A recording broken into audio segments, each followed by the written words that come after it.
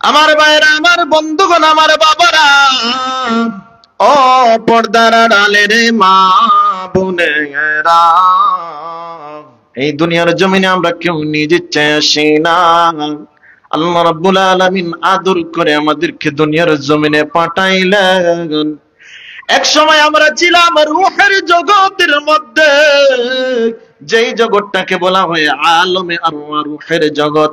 সেই রূহের জগতে আমার আল্লাহ সমস্ত মানুষের রূহকে একত্রিত করে বলেছিলেন, আলাস্তু বিরাব্বিকুম, ও রূহ সমষ্টি, আমি কি তোমাদের রব? আমি আল্লাহ কি তোমাদের রব? আমরা রূহের জগতের মধ্যে আল্লাহকে রব হিসেবে আমরা চিনি না, জানি না। এই রূহের মধ্যে সর্বশ্রেষ্ঠ রূহ তিনি হচ্ছেন আমার আপনার নবী মুহাম্মদুর রাসূলুল্লাহর রূহ। আমার আপনার নবীর রূহ আর আমাদের রূহ সমান নয়, সমান নয়। আল্লাহর হাবিব রাহমাতুল লিল আলামিন রূহের জগতের মধ্যে আমার আল্লাহর প্রশ্নের জবাব দিয়েছিলেন বালা। আল্লাহ রসুলের কণ্ঠের সঙ্গে তাল মিলিয়ে আমরা সবাই বলেছি বালা, সুবহানাল্লাহ। হ্যাঁ, অবশ্যই আল্লাহ, তুমি আল্লাহ হচ্ছে আমাদের রব, বলুন না সুবহানাল্লাহ। রূহের জগতের মধ্যে আমরা আল্লাহ পাক রব্বুল আলামিনকে রব হিসেবে স্বীকৃতি দিয়েছি, আল্লাহর রুবুবিয়তের স্বীকৃতি দিয়েছি। আমরা রূহের জগৎ থেকে আস্তে আস্তে আলমে আরহাম, আলমে রহিম অথবা আলমে বুতুন, মায়ের পেটের নামক পেট নামক জগতের মধ্যে আসলাম। একদিন দুদিন নয়, 10 মাস 10 দিন পর্যন্ত আমরা মায়ের পেটের মধ্যে ছিলাম। যখন 10 মাস 10 দিন পূর্ণ হয়ে যায়, আমরা এই দুনিয়ার জমিনে চলে আসি রে। এই দুনিয়ার জমিনে চলে আসি আলমে আরহাম থেকে আলমে দুনিয়ার মধ্যে আল্লাহ রাব্বুল আলামিন আমাদেরকে পাঠিয়ে দিয়েছেন, বলুন সুবহানাল্লাহ। এখন আমরা যেই জগতের মধ্যে আছি সেই জগৎটির নাম হচ্ছে আলমে দুনিয়া। এই দুনিয়ার পর আরেকটা দুনিয়া আছে, যেই দুনিয়ার নাম হচ্ছে আলমে বরজাখ, কবরের জগৎ। যে কবরের জগতের মধ্যে আমাদেরকে হাজার হাজার লক্ষ লক্ষ বছর থাকতে হবে রে। কতদিন পর্যন্ত কবরের মধ্যে আমরা থাকবো দুনিয়ার কোন মানুষ জানে না, জানে না। আমার আল্লাহ রাব্বুল আলামিন জানেন কবরের জগতের মধ্যে আলমে বরজাখের মধ্যে আমরা কতদিন থাকবো। এরপরে আমরা যখন আলমে বরজাখের মধ্যে নিঃশেষ হয়ে যাব রে, একদিন না একদিন আমার আল্লাহ ইসরাফিল আলাইহিস সালামকে ফুৎকার দেওয়ার জন্য বলবেন। তিনি যখন তৃতীয় ফুৎকার দিয়ে দেবেন রে, আমরা সবাই মাটি থেকে পিপিলিকার মতো হাসরের ময়দানের মধ্যে উঠে যাব, বলুন সুবহানাল্লাহ। তাহলে কয়েকটি জগৎ আমরা অতিক্রম করে এসেছি। এই দুনিয়ার মধ্যে আমরা আছি, যেই দুনিয়াকে বলা হয় আলমে দুনিয়া, এই জগৎকে বলা হয় আলমে দুনিয়া। এই দুনিয়ার জমিনে আমরা এসেছি নিজ ইচ্ছায় আসি না, আল্লাহ পাক পাঠিয়েছেন। আবার আমরা এই দুনিয়ার জমিনে কিছুদিন অতিক্রম করার পর, কিছুদিন বেঁচে থাকার পর এই দুনিয়া থেকে আমরা ইন্তেকাল করব কবর নামক জগৎ, যেটাকে বলা হয় আলমে বরজখ। সেই আলমে বরজখের মধ্যে আমরা সবাই চলে যাব। এই দুনিয়ার মধ্যে আমরা চিরস্থায়ী ভাবে কেউ থাকতে পারবো না। যেহেতু আমরা থাকতে পারবো না, সেহেতু আমরা এই মৃত্যুর জন্য, কবরের জন্য, হাসরের ময়দানের জন্য কিছু প্রিপারেশন নেওয়ার দরকার আছে না নাই? অবশ্যই আছে। আমার নবীর সাহাবায়ে কেরাম, যাদের উপর আমার আল্লাহ রাব্বুল আলামিন রাজি, রাদিয়াল্লাহু আনহুম ওয়া রাদু আন, আমার আল্লাহ হচ্ছেন সাহাবায়ে কেরামদের উপরে রাজি, খুশি। সাহাবায়ে কেরাম আমার আল্লাহর উপর খুশি। সাহাবায়ে কেরাম আমার আল্লাহর পক্ষ থেকে সুসংবাদ পাওয়ার পরেও তারা অন্ধকার কবরের ভয়ে কান্দেন, মৃত্যুর ভয়ে তারা কান্দে। আমার নবীর একজন সাহাবী, যার নাম হচ্ছে হযরত উসমান রাদিয়াল্লাহু তাআলা, তিনি কেমন সাহাবী ছিলেন জানেন? হযরত উসমান রাদিয়াল্লাহু তাআলা যখন কবরের পাশে দাঁড়াইতেন, এত বেশি পরিমাণ কান্নাকাটি করতেন রে, কাঁদতে কাঁদতে কাঁদতে কাঁদতে চোখের পানি দিয়ে বুক পর্যন্ত ভাসিয়ে দিতেন, ওনার দাড়ি পর্যন্ত ভিজে যেত রে। আমার নবীর সাহাবায়ে কেরাম প্রশ্ন করেন, ওগো আল্লাহর নবীর সাহাবী ওসমান, কবরের পাশে দাঁড়ায়া এত বেশি পরিমাণে আপনি কেন কান্নাকাটি করেন গো? আল্লাহর রাসূল যখন জান্নাতের আলোচনা করেন, জাহান্নামের আলোচনা করেন, আল্লাহর রাসূলের মজলিসে তো আপনি এত বেশি পরিমাণ কান্নাকাটি করেন না, কবরের পাশে দাঁড়ায়া কেন আপনি এত বেশি পরিমাণ কান্নাকাটি করেন? আমার নবীর সাহাবী হযরত উসমান রাদিয়াল্লাহু তাআলা আনহু বলেন, ও আল্লাহর নবীর সাহাবায়ে কেরাম, আমার নবীর পাক জবানে আমি শুনেছি, আমার নবী বলেছেন, ইন্নাল কবরা আউয়ালু মানজিলিম মিন মানাজিলিল আখিরাহ, নিশ্চয় কবর হচ্ছে আখিরাতের প্রথম ঘাঁটি। এই কবরের মধ্যে যারা আটকা পড়ে যাবে রে, বাকি ঘাট গুলাতে তারা আটকা পড়ে যাবে। ওই কবরের মধ্যে যারা রহমত পেয়ে যাবে, নাজাত পেয়ে যাবে রে, বাকি ঘাট গুলাতেও তারা নাজাত পেয়ে যাবে। বলুন সুবহানাল্লাহ। এই জন্য আমি উসমান এই কবরের ভয়ে কান্দি। আমি উসমান, আমার কোনো সামান নাই, কোনো পুঁজি নাই। আমার নবী এই দুনিয়ার জমিনে 10 জন মানুষকে, 10 জন সাহাবীকে জান্নাতের সার্টিফিকেট দিয়েছেন রে। আমার নবীর পাক জবানে বলেন, আবু বকর ফিল জান্নাহ, ওমর ফিল জান্নাহ, আলী ফিল জান্নাহ, উসমান ফিল জান্নাহ। আল্লাহ রাসূল সাল্লাল্লাহু আলাইহি সাল্লাম হযরত উসমান রাদিয়াল্লাহু তাআলা আনহুকে জান্নাতের সার্টিফিকেট দুনিয়ার জমিনে দিয়েছে। আমার নবীর সাহাবায়ে কেরাম বলেন, ওগো আল্লাহর নবীর সাহাবী উসমান, আল্লাহর নবী আপনাকে দুনিয়ার জমিনে জান্নাতের সার্টিফিকেট দিয়েছেন। আশারায়ে মুবাশশারা, জান্নাতের সুসংবাদপ্রাপ্ত 10 জন সাহাবীর একজন আপনি। আল্লাহ রাসূল আপনার নামটাও তো ঘোষণা করেছেন। জান্নাতের সার্টিফিকেট পকেটে নিয়ে ঘোরা, জান্নাতের সার্টিফিকেট পায়া গো, তারপরেও আপনি কেন এত বেশি পরিমাণ কান্নাকাটি করেন? আল্লাহর নবীর সাহাবী ওসমান ডাক দিয়ে বলেন, রে সাহাবায়ে কেরাম, আমার আল্লাহ আমাকে দয়া করে জান্নাতের সার্টিফিকেট দিয়েছেন রে। না জানি আমি উসমানের কাছ থেকে আমার আল্লাহ এই জান্নাতের সার্টিফিকেটটা ক্যান্সেল করে দেন। আমার আল্লাহ আমাকে জান্নাতের সার্টিফিকেট দিতে পারে রে। ওই আল্লাহ আমার কাছ থেকে জান্নাতের সার্টিফিকেটটা ক্যান্সেল করে দিতে পারে। আমি উসমান কি নিয়ে কবরের মধ্যে যাব রে? এই জন্য কবরের ভয়ে আমি উসমান চোখের পানি ছেড়ে ছেড়ে কান্দি। নবীর সাহাবায়ে কেরামদের অবস্থা দেখুন, আর আমাদের অবস্থা কি? মিনহা খালাকনাকুম ওয়া ফিহা নুঈদুকুম, এই আয়াতটা আমাদের কাছে একেবারে সুপরিচিত। মাইয়িতকে যখন কবরের মধ্যে রাখা হয়, মাটি দেওয়ার সময় আমরা পড়ি মিনহা খালাকনাকুম বলে এক মুষ্টি মাটি দেই, ওয়া ফিহা নুঈদুকুম বলে আরেক মুষ্টি মাটি দেই, ওয়া মিনহা নুখরিজুকুম তারাতান উখরা পড়ে আরেক মুষ্টি মাটি দেই।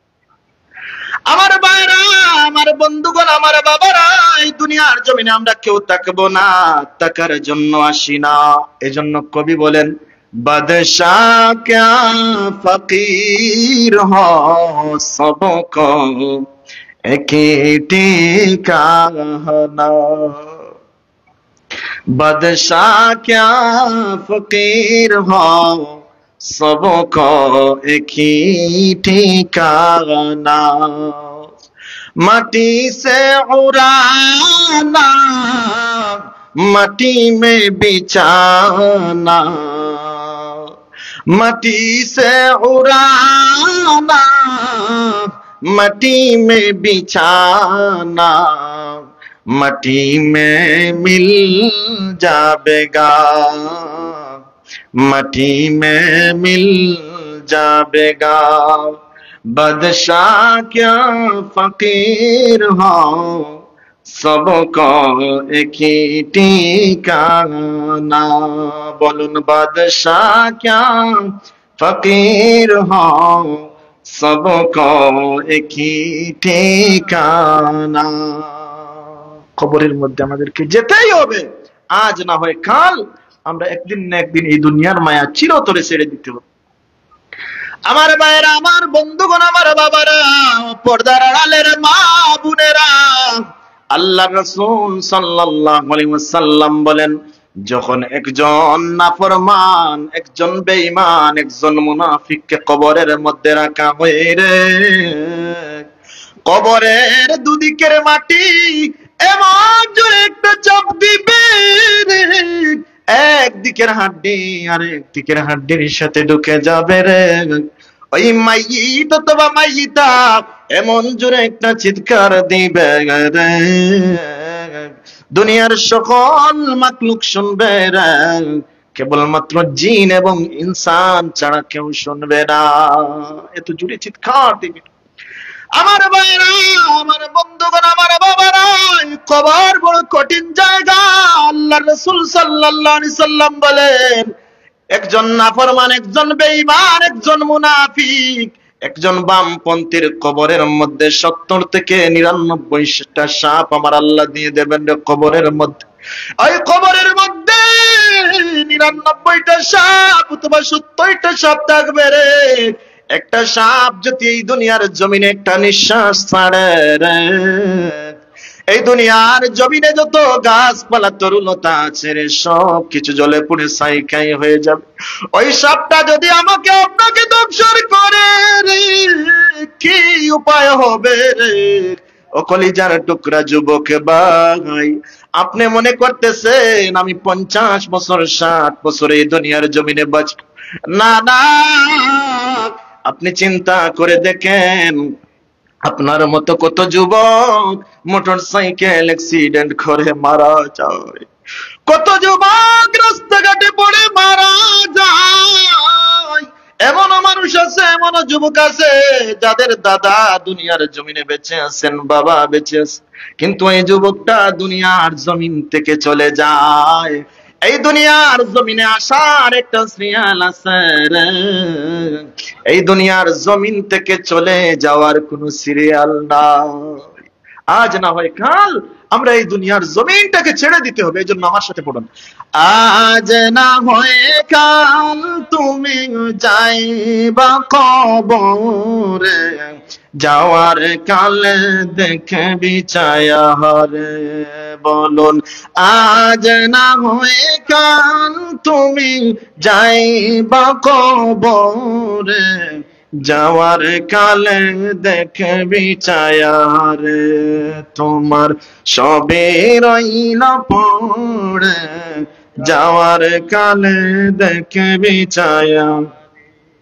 মা গেল, বাবা গেল, কেউ এলো না ফিরে, আমারও যাইতে হবে রে ভাইজান অন্ধকার কবরে, আমারও যাইতে হবে রে। আজ না হয় কাল তুমি যাইবা কবরে, যাওয়ার কালে দেখবি ছায়া হরে। তোমার সবে রইল পড়ে, যাওয়ার কালে দেখবি ছায়া রে। ছেলে মেয়ে বলবে মাগো কিভাবে যাও ছেড়ে, মা বলে ডাকবো কারে রে। ছেলে মেয়ে বলবে বাবা কিভাবে যাও ছেড়ে, বাবা বলে ডাকবো কারে রে। হায় হায় মা বলে ডাকবো কারে রে। বলুন, আজ না হয় কাল তুমি যাইবা কবরে, যাওয়ার কালে দেখবি ছায়া রে। তোমার সবে রইল পড়ে, যাওয়ার কালে দেখবি ছায়া রে। আমার ভাইরা, আমার বন্ধুগণ, আমার বাবারা, আল্লাহ রাসূল সাল্লাল্লাহু আলাইহি সাল্লাম হাদিস শরীফের মধ্যে বলেন, ইজা মাতাল ইনসান ইনকাতা আনহু আমালু, যখন একজন মানুষ মারা যায়, মারা যাওয়ার সাথে সাথে তার আমলের দরজা বন্ধ হয়ে যায়। মানুষ মারা যাওয়ার পরে নামাজ আদায় করতে পারে না, রোজা রাখতে পারে না, হজ আদায় করতে পারে না, যাকাত দিতে পারে না, তার সমস্ত আমলের দরজাগুলা বন্ধ হয়ে যায়। আল্লাহ রাসূল বলেন, ইল্লা মিন সালাসা, তিনটি আমলের দরজা বন্ধ হয় না, বন্ধ হয় না। এক নাম্বার হচ্ছে ইল্লা মিন সাদাকাতিন জারিয়া, দুনিয়ার জমিনে কোন মানুষ যদি সাদাকায়ে জারিয়া রেখে যেতে পারে। সাদাকায়ে জারিয়া কি? দুনিয়ার জমিনে যদি আপনি আমি মসজিদ প্রতিষ্ঠা করে যেতে পারি, মসজিদের খেদমত করে যেতে পারি, মাদ্রাসার খেদমত করে যেতে পারি, এতিমখানা প্রতিষ্ঠা করতে পারি রে, রাস্তাঘাট নির্মাণ করতে পারি, কালবাট সাঁকো নির্মাণ করে যেতে পারি রে, এইগুলা হচ্ছে সাদাকায়ে জারিয়া। আল্লাহ রাসূল বলেন, আপনি অন্ধকার কবরের মধ্যে শুয়ে থাকবেন, এই সাদাকায়ে জারিয়ার সওয়াব, মসজিদের সওয়াব, মাদ্রাসার সওয়াব, রাস্তাঘাটের সওয়াব, যত মানুষ মসজিদে নামাজ আদায় করবে, মাদ্রাসার মধ্যে যত ছাত্রছাত্রী পড়বে, রাস্তাঘাট দিয়ে যত মানুষ হাঁটবে রে, এই সাদাকায়ে জারিয়ার সওয়াবগুলা যদিও আপনি অন্ধকার কবরের মধ্যে শুয়ে আছেন, কবরের মধ্যে শুয়ে শুয়ে সেই সাদাকায়ে জারিয়ার সওয়াবগুলা পেয়ে যাইবেন। সুবহানাল্লাহ। এক নম্বর হচ্ছে সাদাকায়ে জারিয়া। আল্লাহ রাসূল বলেন, মান বানা লিল্লাহি মাসজিদান বানাল্লাহু লাহু বাইতান ফিল জান্নাহ, দুনিয়ার জমিনে কোন মানুষ একজন অথবা বহুজন মিলে একটা মসজিদ নির্মাণ করতে পারে রে, তাহলে আমার আল্লাহ রাব্বুল আলামিন জান্নাতের মধ্যে তার জন্য একটা বালাখানা তৈরি করে দেন। বলুন সুবহানাল্লাহ। এক নম্বর হচ্ছে সাদাকায়ে জারিয়া। আল্লাহ রাসূল বলেন, আও ইলমুন ইউনতাফাউ বিহি, এমন ইলম যদি তুমি দুনিয়ার জমিনে রেখে যেতে পারো রে, যেই ইলমের দ্বারা মানুষের উপকার হয়, যেই ইলমের দ্বারা মানুষের লাভবান হয়, এমন ইলম যদি দুনিয়ার জমিনে রেখে যেতে পারো রে, কবরের মধ্যে যদি শুয়ে থাকবা, এই দুনিয়ার জমিনে সেই ইলম রেখে যাওয়ার কারণে কবরের মধ্যে শুয়ে শুয়ে তুমি অসংখ্য সওয়াবের মালিক হয়ে যাইবা। আল্লাহ রাসূল ৩ নাম্বার বলেন, ওয়ালাদুন সালিহিন ইয়াদউ লা, দুনিয়ার জমিনে যদি আপনি নেককার আওলাদ রেখে যেতে পারেন রে, ওই নেককার আওলাদ যখন আপনি মায়ের জন্য, বাবার জন্য চোখের পানি ছেড়ে দিয়ে কান্নাকাটি করবে, রব্বির হামহুমা বলে দোয়া করবে, দোয়া করতে দেরি হবে, চোখের পানি নাকের ডগায় আসার আগে আগে রব্বুল আলামিন মা বাবার কবরগুলা জান্নাতের বাগানে পরিণত করে দেয়। এই দুনিয়ার জমিনে আমরা কিছু সাদকায়ে জারিয়া রেখে যাওয়ার দরকার আছে না নাই বলুন?